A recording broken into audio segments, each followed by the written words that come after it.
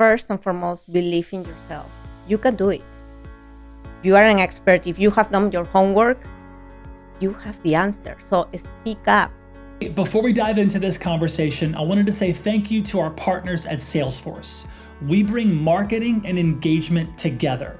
Learn more at salesforce.com/marketing. Now let's get into it.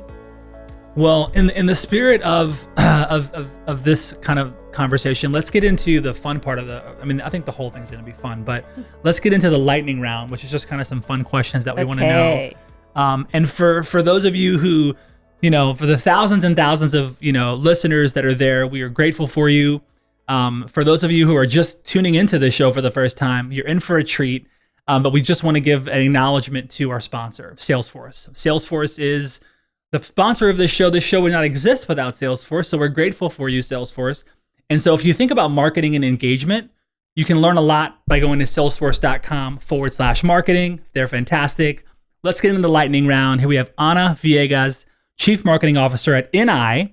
And the first question is a doozy. Would you choose spicy or mild foods? I would choose mild with lime. Okay. I put lime in everything. Okay. I love it. What is a dream location you'd like to visit? I would like to go back to Sicily in Italy. That's on my goal. That's on my list too. Do you prefer texting or talking? Talking. I'm not from the texting generation. Okay. What's one thing that you love and appreciate about yourself? I appreciate my optimism. Serve me good through life. Okay.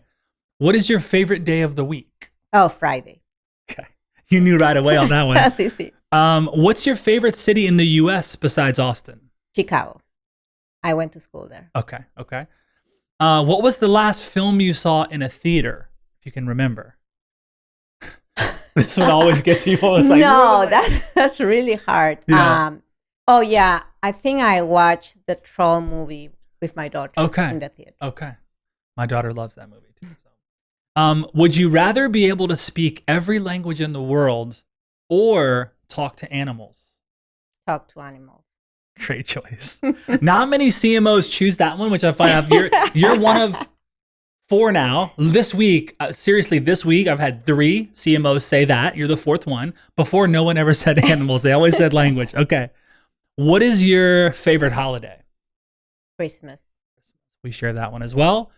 What's your favorite live concert? Shakira. Oh, where did you see Shakira? I saw her in San Antonio. When? That's amazing. That was years ago. Wow. And I'm waiting for that's a good one. That's a good one. Scale of 1 to 10, how good of a driver are you? I'm a 7. Okay. Please fill in the blanks. Something wise your elders taught you was? Listen. Now, I also hear that as being a primary thing that CMOs have cultivated in their career is listening. It doesn't always come up, but there are moments when you ask them like, hey, what's the most important thing that you've cultivated? And they'll say, I listen, and you're like, wow. You think they're going to say some strategy or some, some interesting like under the table password. They listen. And you speak with folks like you who are, leading marketing at the highest levels. And I love hearing that. It's like that translates into so many things. So that's great. Would you choose to have invisibility or super strength? Super strength. Okay. Is it wrong for a vegetarian to eat animal crackers? No. Okay. But I'm not a vegetarian. Okay. Me neither, for the record. If you weren't in marketing leadership, what would you be doing? Leading a nonprofit. Do you know what kind of nonprofit or any direction? I love this. Something to support women and kids. Okay. What would you go back and whisper in your ear, your younger self, about being a marketing leader? Have fun. No one's said that one yet. That's good. Such an important one. I mean, it's so important. Okay, cool. So that was fun. Thank you for entertaining us with that. That's fantastic. So you have the engineering background. that somehow now translated into the marketing world. And so I do, of course, want to know, and everyone that listens will want to know, okay, why? Why the shift? Why did you choose marketing? Because you were going down this engineering path, and then somewhere along the way there was this dance with marketing that started. So tell us about that and why marketing. Growing up, right, I was very clear that I want to have a career. I want to work in an office. I saw my dad leave every day to go into an office. I was like, I want to. And I was very good at math. And I really didn't have many mentors. So I said, okay, I'm good at math. And my teacher said, maybe you can be an engineer because you're very good at math. I went, studied engineer. My last year of engineer, there is this one class that we got in marketing. Like, okay, this last year, like I just have to check the boxes. All the rest of engineering have been so hard. And then this one class, they asked us as a final deliverable, it was all about advertising, the 4 Ps, etc. And then it was come with a proposal for a business and build all the brand campaign for you, what you're going to launch. Our idea was auto movie theater, right? We didn't have that in Peru. And once I was working in the beyond the business case, in the advertising, the logo, how to bring it to life, researching what people will say about this, I just finally felt that I was putting color to my numbers. And I realized that I love math and I love engineering, but I'm also an artist. And I love creativity and innovation. So that's how I realized that I really want to go in marketing. But then once I go into marketing, the second part was, okay, and what industry? And that answer was, I want to work for a company that's doing innovation, and that's probably going to be within technology. Okay. And that brought me to Dell, that brought me to NI. Okay.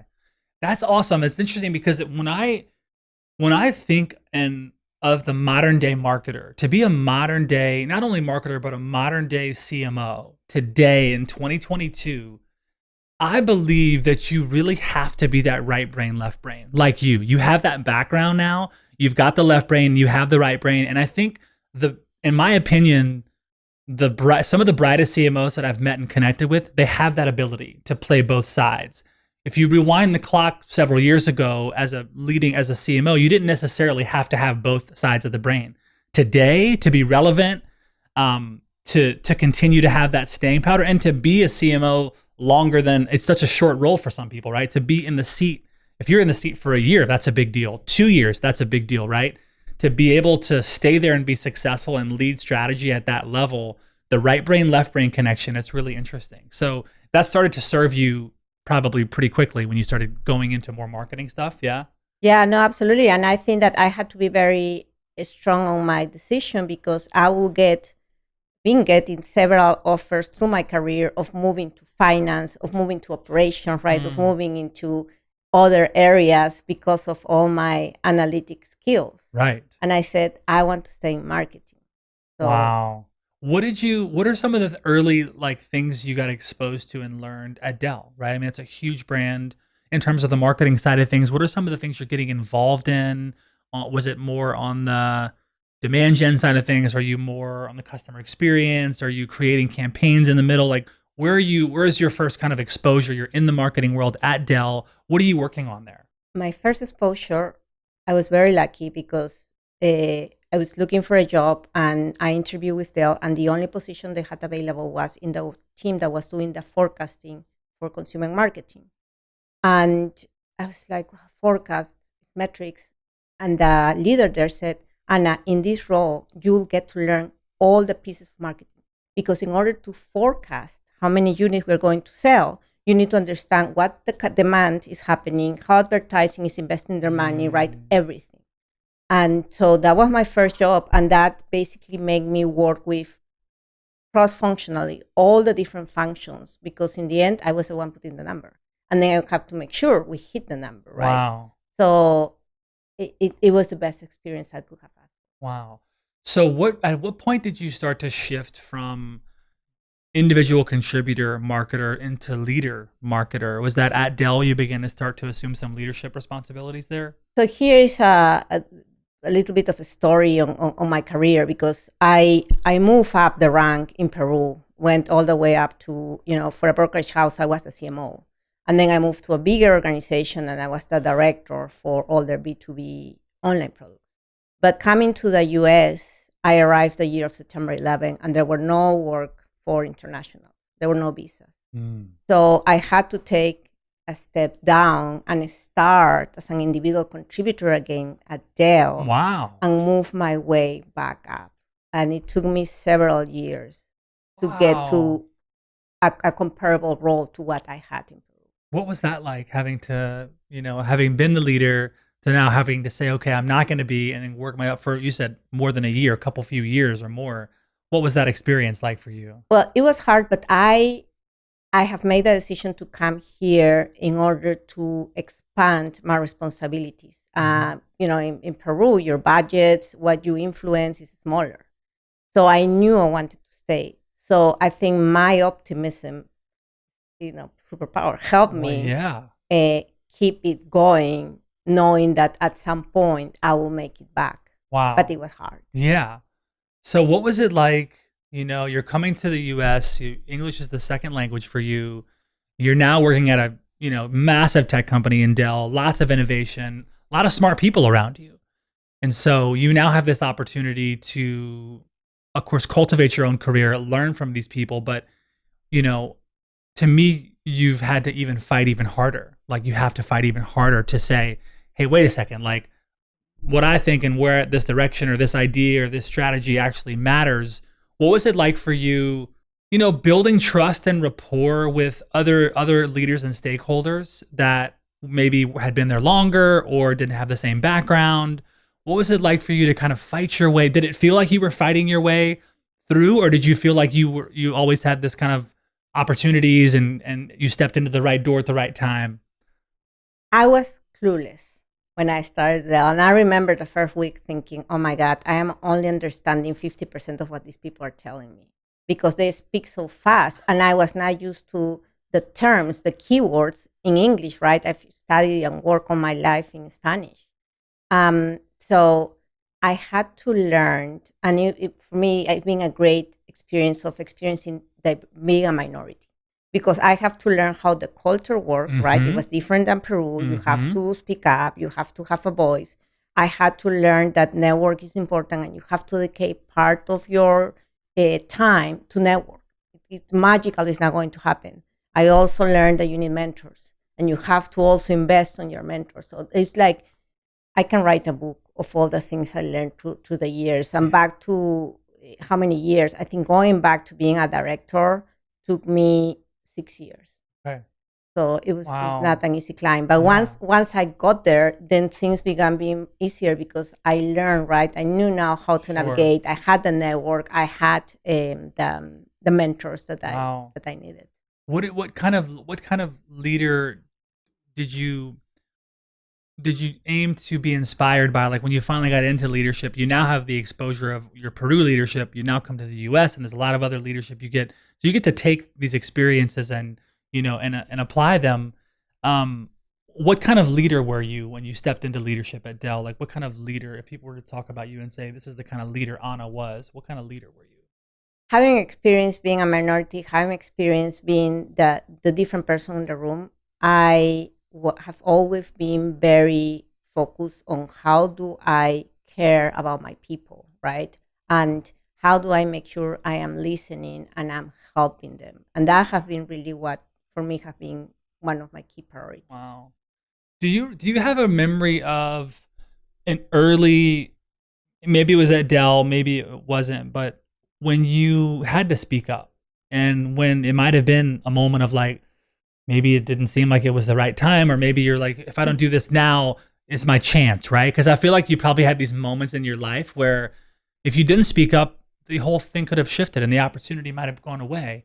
Was there an early memory you have of maybe being in a meeting or working with some people where you where it was hard for you to speak up, but you did. And Yes, yeah. I do. I have it. I was at Dell, and I was at that point moved from the forecasting team to I did online first, and then I was it was in the online team. So it was my second role, like year 2, I think. And there was this meeting, right, where there was the director, the VP, and a lot of people in the room, and we were talking about the results on the website. Somebody else was presenting, and they were talking about these results, and they were showing how they have improved, and they have gone from, I don't know, let's say 10 to 20, right? And the VP said, well, is that good or not? And nobody knew. Everybody went quiet. And I was like, I raised my hand and I said, I think you need to normalize the numbers in order to compare apples to apples, because it depends on the investment. If you invested 100 and you go 10, and then you invested 500 and you go 20, it's not good. And it was a silence, and the VP looked back at me, and eventually he became my leader. Wow. Like he pulled with me for the next couple of roles, and he helped me prepare for that to move up, right? Because I have to move like 4 levels to go be back to director. Wow. That's amazing. I mean, I can, as you're describing that story, I'm just like, I can picture myself being in the boardroom and like the look over to you. But in that moment, like that was your time. Like that was your time. Yeah. And then you just said, I mean, owning your power, owning your voice, speaking up in that moment led you to work with him directly, grow your career even more. And I think that's just important for other folks, certainly other, minorities and other, people from the Latino world and others, like any other, someone who thinks, man, if I'm at the table, I can use my voice. If I'm sitting at the table, I can use my voice. On this note, what advice would you give other Latinos and minorities in the corporate world? First and foremost, believe in yourself. You can do it. You are an expert. If you have done your homework, you have the answer. So speak up. The answer might not be perfect, but say it. And I give the feedback to people, once we're in meetings and maybe there is somebody who I see looking but they haven't answered, I will give that feedback and say, why didn't you say something? Is this something that you also share with your daughter? Yes, I do. I share with her. So important, right? It's so important. I think about my daughter. She's 3, and we have 3 boys and my daughter at home, and they're all under 4 years old. But we're even starting to share that with them now. Of like, use your voice. Like you have a voice, you can use your voice. It's powerful to see young ones get that and start to even say, "Wow, I can speak up, right? I can share." Yeah, she's telling a little story about her and her perception. I grew up afraid and always thinking, oh, I have to, defer to the males because that's the way I was educated. I have made sure to help to just show her what I do versus, trying to just mandate on her. And the pandemic also put me closer to her because she will sit in the same room where I was working because I had a corner of the playground and she was sitting there in the other side of the shade playing with her Barbie. So she would hear me. But one thing that she told me one time was, she started talking about kids and she said she wanted to have 5 kids. And I said, that's a lot. I told her, that's a lot of work because I have 1. And she said, well, mommy, but I'm going to have a daddy. So he will help me with the kids. So it is complete. I will have never answered that to my mother because the possibility of having a partner that helps with your kids in my culture was not an option. Right. Wow, that's amazing. That's also a testament to you making the decision many years, back to say, I'm going to do it different than my culture. Yeah. Right. I see what my culture does. I honor that. And I choose to go down this path because this is what makes me feel. And then so you making the decision, now your daughter seeing that, also making that same decision, like I can do this too. So you have generational winning now happening, right? You, her, and after her, that's awesome to think that the choices you made are certainly impacting, that's amazing. Let's shift into NI a little bit here. And this is a brand. I've been in Austin 10 years. I've lived here for 10 years. I've always known about National Instruments and then NI. And I've just always been interested and curious about the brand because in my opinion, and I was at Google for a couple years here, and I worked in tech for a couple years, and so, but NI was still this kind of like mysterious brand to me. Like I knew they were up to interesting things. They were certainly big, and they were like kind of, but I didn't know much about it. I didn't have many friends that worked there. I think I knew one guy that worked there, and I heard good stuff. But so the company is mysterious to me, and I'm curious to hear about. You joined, it's over a couple years ago now, right? Yes. Yeah. So let's talk through just kind of your perspective. What stage was the brand and the company at? Because the rebrand hadn't happened yet. No. Okay. So in the early days of you now joining NI, what stage was the company, and what did you observe? And just kind of talk us through the early days of the experience there. Yeah. So after 16 years at Dell, I joined NI to work for Carla Pinheiro, who was at that point the CMO. And really, the state of NI was a company that was 40 years old, that have been built with amazing inventions, right? And engineers who have created all this hardware and software that were out of this world, but it has never modernized how they talk to customers. They have never modernized the brand. So I remember going the first day into the office, and there was a wall with all the advertising, and I was like, it looks like we're in the 80s. All this advertising, there's only technical products, right? There's no people, there is no benefits, it's all specs. Wow. So it made me remember Dell when I started, and and then when I started looking beyond just what we were showing, but more around the functionality, like how we were generating demand, how we were building the field marketing, all the functions across marketing. It was also like frozen on time. So my first reaction is wow, and my second reaction was, oh my God, this is so exciting, because there is so much we can do and help this brand to move to the level that they should be, because they have amazing products. Right. It's just a question of how we make sure people are aware of that. Exactly.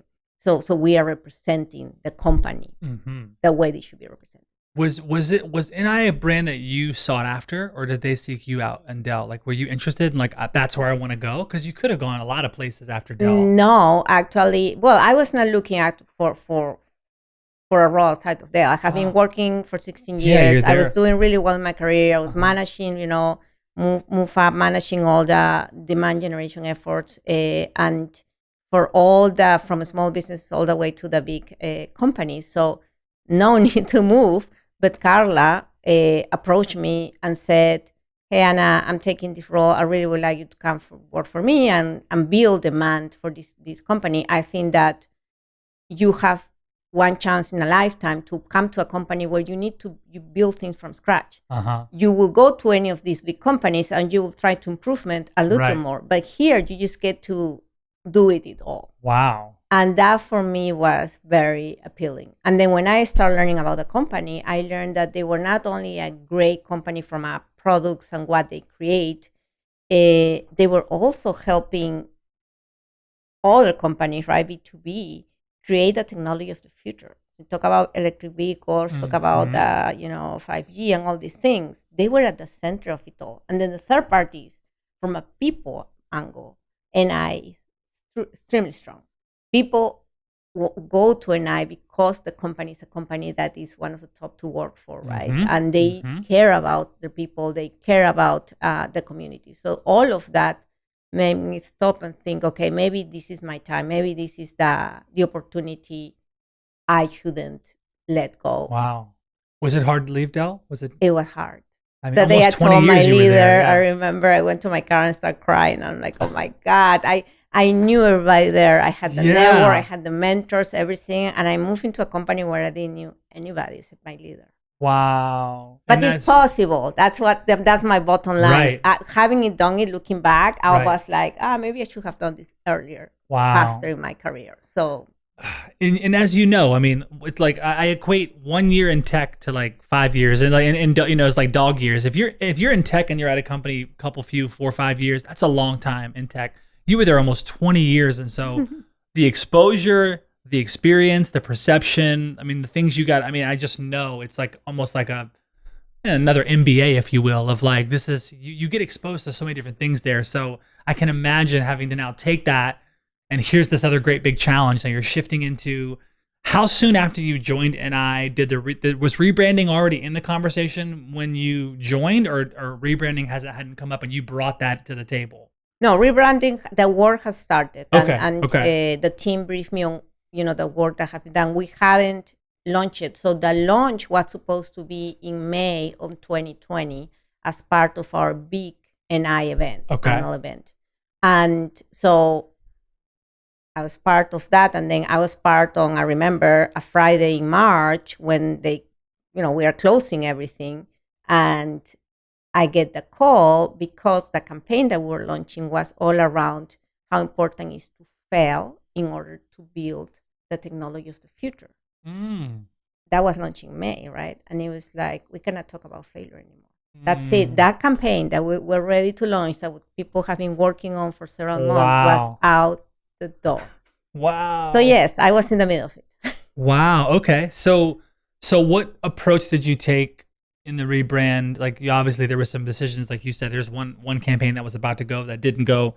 What was the catalyst? I guess the first question is like, what was the catalyst for the rebrand? Like, was it just old, kind of the story needed to change, the narrative needed to change? What was the real shift? Like, why are we doing the rebrand? And then once you decided to do it, what are some of the first things that you did?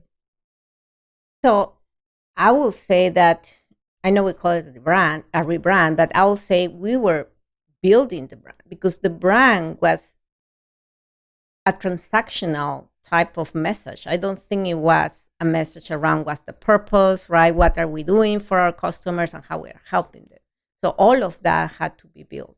That's what we call the rebrand. Wow. And I had to figure out what is the best way to reach our customers with the rebrand. How do we make sure we don't lose anybody in the process? And how do we make sure our employees support this?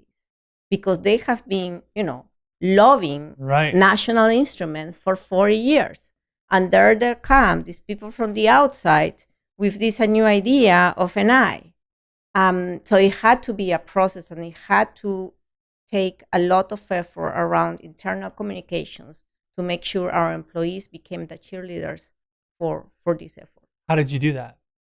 So we did it by bringing them as part of the process, so having the leaders of the different areas help with a brainstorm and the input and the message. And then once we started rolling out the message, not having marketing do it all. Not having, we're doing a big all hands and here is marketing telling you about it. But basically empowering the leaders to do the rollout to their organization and have them do it through working sessions where they will come and talk about the values. Be kind, be bold, be a connector, and then everybody will come and say, how are you doing that in your day-to-day? Okay, salesperson, account manager. Okay, I'm being a connector because I'm going to be doing this with my customers in the future when I'm in a meeting with them. And, you go one by one. Everybody has different ways to connect or be bold or be kind. And everybody starts getting behind what this rebrand means. Okay.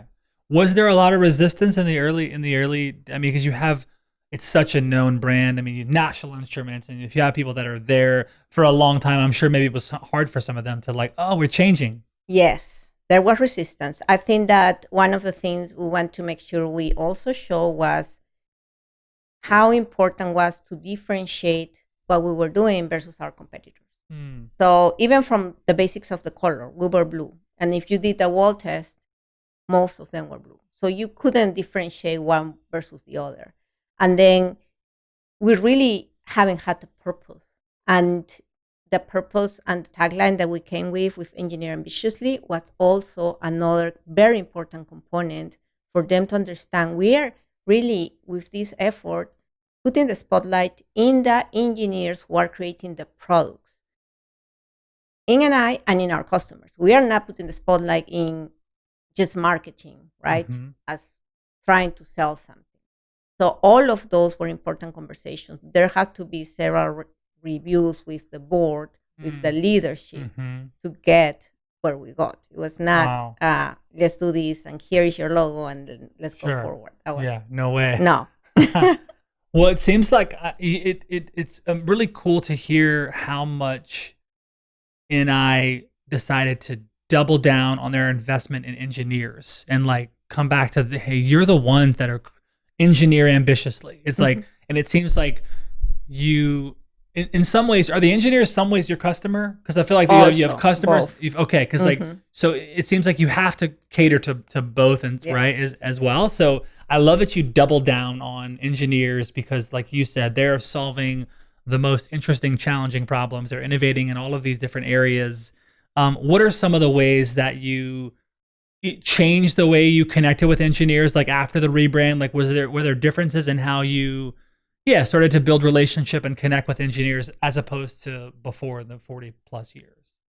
I think the most important piece has been telling their stories and really advocating for the work they are doing, sharing the wins, right? And sometimes it's easier to say than to do it, because to say it makes sense.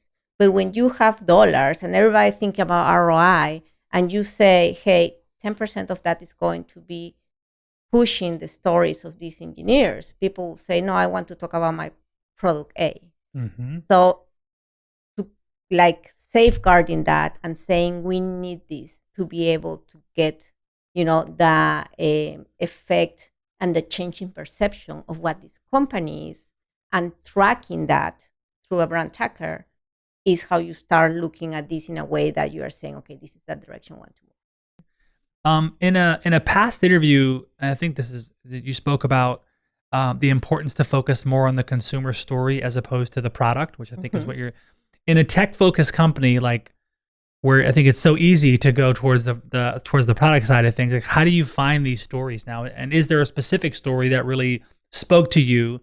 And how did you turn it into a success story, a campaign success story? So it definitely has been a process, because I always say it's marketing having to market marketing. So we have been working with the business units and with sales to learn and get the stories of what are their customers doing, right? How are they changing the world? How they are impacting society? How are they driving how they're innovating? And then once we have those, I'll call it like leads, then you go and start doing the pitch and going to a customer and saying, hey, we want to tell your story. We don't want to talk about the product we were selling. We don't want you to talk about how we're helping you with this specific product. We want you to talk about how test is helping you create a better world. And that has been the connection. And I will have to say at the start, one of the stories, and I'm going to mention it later, around ventilators, it took months to be able to get approval from the lawyers, because it was like, what are you talking about? And are we going to approve this? But now it's coming to be faster because customers are starting to trust us and say, okay, yeah, you're not just trying to sell, you really want to share inspirational stuff. Wow. And you had a question about a story that for me was super impactful. I will say it was the Berlin Heart story. Berlin Heart is a company that it's in the health industry. And they actually worked with NI, to build years ago, to build this product that helps babies and little kids when they have challenge with their heart to work as a temporary heart replacement or a heart support. So you can, help them live while they wait for a heart transplant. Wow. So we had this story and we partnered, right, and said, okay, how do we bring the story to life? And we basically focus it in two little girls who have gone through the experience and how it had changed and helped them really live. And the engineers at Berlin Heart had to tell, right, their story of how they came with the idea and how they innovate, etc. So that was a very powerful story. And in addition, one of the girls' dads was an NI employee. So he connected how for him, he saw NI and how important NI was, but he didn't realize it until his daughter had this problem. And he's like, oh my God, her life is being saved because of Bernard Hart and because of NI. Wow. That's amazing. And then you have all of these, because to me, you and the NI family, you sit at this intersection of all of this innovation in all of these different industries. Yeah. So you have this perspective about where the world's going, Yes. like legitimately, where is it going? And you get to be a part of, like, that's probably one story of so many stories of like where technology and innovation came in to save a life or move something forward that wasn't there before.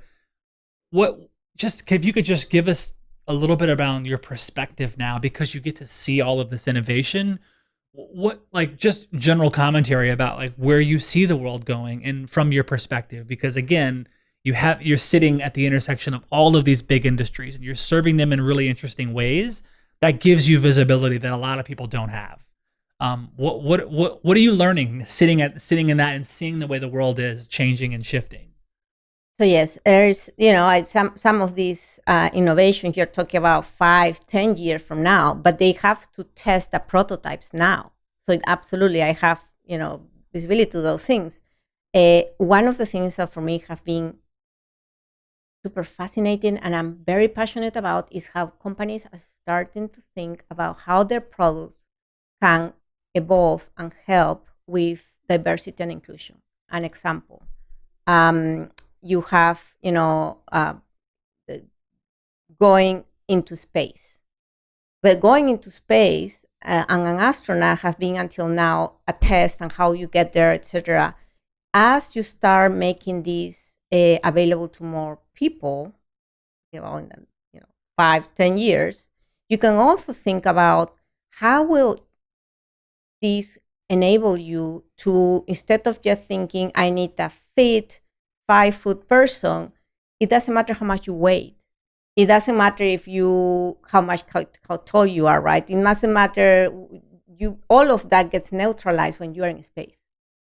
So how do you can help what you're creating here to help you people experience different type of environments and help you have different ways of approaching diversity because they can be part of this future. Right, now they're included. They're included. How are you making your team an inclusive and diverse environment?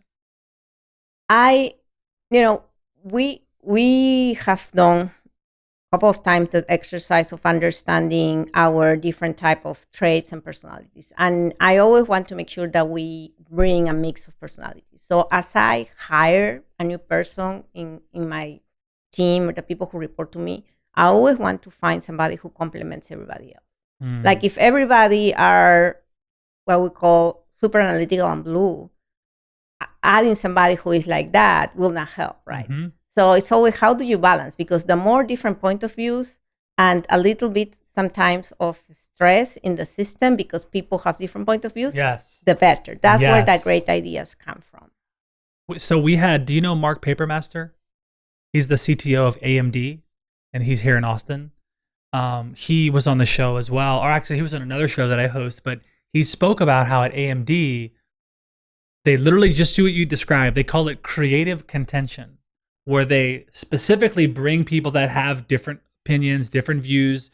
They know they may disagree, but out of that comes, just to your point, like here's the more creative answer, or here's the more solution. If you get everybody that's kind of the same and agreeing, no, they actually get people that have these different views intentionally, put them into meetings together so they can, sometimes it might get a little heated even. He's like, if you hear some of our meetings, you're thinking it's going crazy in there. But he's like, that's how we're able to stay 5 years ahead. And that's how we're able. And so you don't hear a lot. And you just confirm that of like making sure you bring diversity into the meeting. You bring diversity of thought as well as ideas and things like that. That's amazing. Your target consumer engineers, I feel, especially come from more diverse backgrounds. How does heritage and culture affect your marketing campaigns? So I think that for me, the amazing part of building marketing in a company that needed to modernize is you get to build things that in other companies have already been produced. And we all have really approached it with the lens of diversity and inclusion. So that, as we think about the message, that's having very important for us. The other piece is we partner with the diversity and inclusion leader at NI to build, as part of the campaign, we bring also some pieces that talk about different NI employees. So we're trying to just showcase the diversity of our workforce. But I do think it's very important. And then the other piece around diversity and inclusion is, I don't think if all the companies, but at NI, corporate responsibility, corporate impact sits within marketing. So I did a conscious decision last year when I took the CMO role to combine brand and corporate impact under the same leader. Wow. So you don't always see that. No, I don't always see that. That's so when you're talking about a campaign and the content, then the same person that's deciding what the brand is going to be talking about is saying, well, we need to include diversity. We need to include, social responsibility. That's amazing. You've talked about mentoring being an important part of your life as well. Are you still finding time to mentor, reverse mentor, or mentor people now in your role? I don't have much time, but I do. I always try to be, helping people, and if they, if I can and I have the time, sit with them. Yeah, no, I think that's very important. I think it's important to give back. Mm-hmm. Definitely. What struggles do you have making sure that your marketing efforts aren't too focused on the product? Well, I think that main struggle, as any other CMO, is the ROI, right? Because it's like, okay, tell me the ROI of the brand campaign. It's always the first question you hear when you are not talking about a product, because product is easier, demand, and you will generate revenue quickly. Brand will be longer. But I have been working as part of the plan to make sure I clearly articulate, this is how much we're investing in brand versus how much we're investing in demand and product. So there is not, well, we should just do all product, right? But it's part of my daily battle. Yeah. Especially with stakeholders. Right. What's your perspective now on hiring someone on the marketing side, from either internally or hiring an agency? It's always interesting for me to find out, because I find some CMOs, they lean more towards outside support and help, and they really go there. Others love to bring it into the house, or they cultivate it internally. What's kind of the mix for you, I guess, at NI now? Like, do you like to cultivate internal growth, or hire people from the outside in, or do you like to hire agencies and partners, and what's that look like for you? For me, it's more like both, like a hybrid. So we have, I have an organization with the different functions in marketing, but we also relay in agencies for expertise that are moving fast. By example, we have an events team, but we are partnering with an external company because they have new and innovative ideas they are testing right now in this hybrid world that nobody else is doing. So I do think that everybody wins if you do this type of partnership, because my events team learns and develop skills that they don't have, right? And then at the same time, we get our customer who get to experience something different because we brought this external point of view. Have live events been a big part of the marketing mix in the past? They were huge. What's it look like now? So there used to be a huge part, probably 50% of budget, and it was all in person. So on that March, it was like, okay, changed, I want the plan because we are not doing more in person. So we had to move all into virtual, and we have then to figure out what was the best mix for events. It's not 50% anymore. It's less. We move into digital, right? And we've moved into content creation. So I think now it's probably more around 20. Okay. Than Are you doing more hybrid kind of events where like virtual and in person, like together? Or what's some of the events? What do they look like now? We've been doing virtual. We are going to be doing our first in-person event in May called NI Connect, and we will have 800 people in that event here in Austin. Yes, that's the first in person. We're very excited. So your company has worked with a lot of really cool things like autonomous vehicles, 5G, 6G, aerospace, and a lot more. What's been the most exciting project NI has worked on to you? I think one of the most rewarding projects was NI helping with the ventilators, accelerating the production of ventilators in a safe way, right? Because we needed to do the test. And there were three companies we worked with. It was Bentech, Valentium, and GM.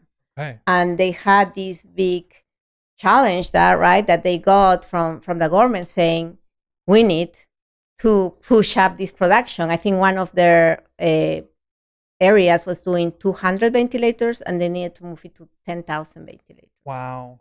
So seeing how the team remotely was able to help them to do the test, to enable the remote, views and sessions, and then have seen them be successful and help them save lives was something that told me, oh my God, this company and what we are doing is really making a difference. Amazing. Is there any, so the engineering world has seen a lot of forced change due to the pandemic and shifting to remote environments. What innovations have you found to be most helpful to testing new products for clients? So there's a couple of innovations that have been super helpful. One of them was we have a software called System Links that enables a company that have manufacturing to check and track if the manufacturing, all the process and the production is working like without any glitches. And we had this capability, but people in manufacturing don't go to the company, right? But once the pandemic hit, we realized that companies, their executive or the leaders couldn't go to the plant, only the people who were doing the production. So that's when we started talking about this capability and saying, hey, you guys, you have it already. You should use it, right? Because this is the way you can track and make sure that your production doesn't get disrupted. That was one of the cool, I think, inventions that prove how critical it was in the pandemic. And another, I think, area is that what it's called hardware in the loop, which is a process where you basically create this environment to test remotely. And it's being used by the electric vehicles. And we actually acquire a company, Monodrive, that has these, where you basically, instead of having a car, right, having to be tested on the road, you do all the simulation and the car thinks that they are on the road, but their car is really being, tested internally. So again, you can produce and test and create your prototypes all virtually without having to get the car and get it on the road, right, and getting all these tests going. So that was another one that I think is being huge to accelerate what's happening. And we talk about electric vehicles, but already the companies are testing electric airplanes. Wow! On that mic drop, that's amazing. One question: are acquisitions going to be a part of the strategy moving forward? It seems like that would be an obvious play for NI, like more acquisitions. Do you see that happening in the coming years, or are they being more strategic about? More selective about the acquisitions? Because I love that. I'm seeing more brands look down that road now. I think that, and I have done a great job of going through specific strategic acquisitions to help get to this end-to-end, environment where customers can test and measure their products and have all their data in one place. So that's where we're going, right? Yeah, and that's the role of software. And if you see today the way that test is done, it's still done in silos. And you have the production test and the validation test or the prototype test. But if you can connect all of these and have a seamless effort, you're going to modernize test and measurement. What's your relationship with failure now?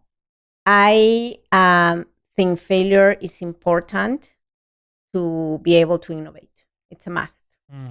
So you're encouraging your team to fail and move fast, and yeah. Yes, and it's funny because sometimes in developing conversations, they will come and say, "Oh, I think this person is going to send you an email because I did this," and I'll be like, "That's okay. I'm actually don't mind. That's good that you did this, and it's a way of learning. Wow. So don't be afraid to do it." Love it. Any final closing thoughts on NFTs, the metaverse? Is NI going to play in this world at all? Are we getting involved here? I find that when I'm interviewing other CMOs, it's interesting across industries how some people are sitting at the table just talking about it. Some businesses are already like launching their own versions of what they think it is. But just, do you have any thoughts on the metaverse and its application and what you're doing in NI at all? Or? Well, I think that artificial intelligence, machine learning play a huge role in chess. But how we want to engage with our customers is going to depend ultimately of how the customers are engaging with the world. So where are engineers going? That's what we care about, right? What they're thinking of doing. That's going to be very critical to see in what direction go versus we saying, "Oh yeah, we're going to do this," and then our audience is not where they want to be at. I got it. Fantastic. Ana, this has been amazing. Thank you so much for being here. This is incredible. You set the bar high this week as we close out on a Friday. We've had some amazing people interviewed this week.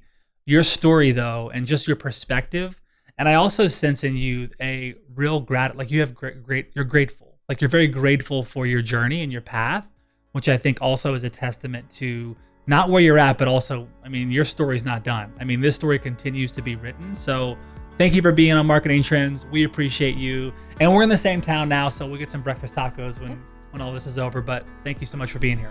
Thank you. It was an honor to be here. Thanks again to Salesforce for making this show possible. To learn more, head over to salesforce.com/marketing.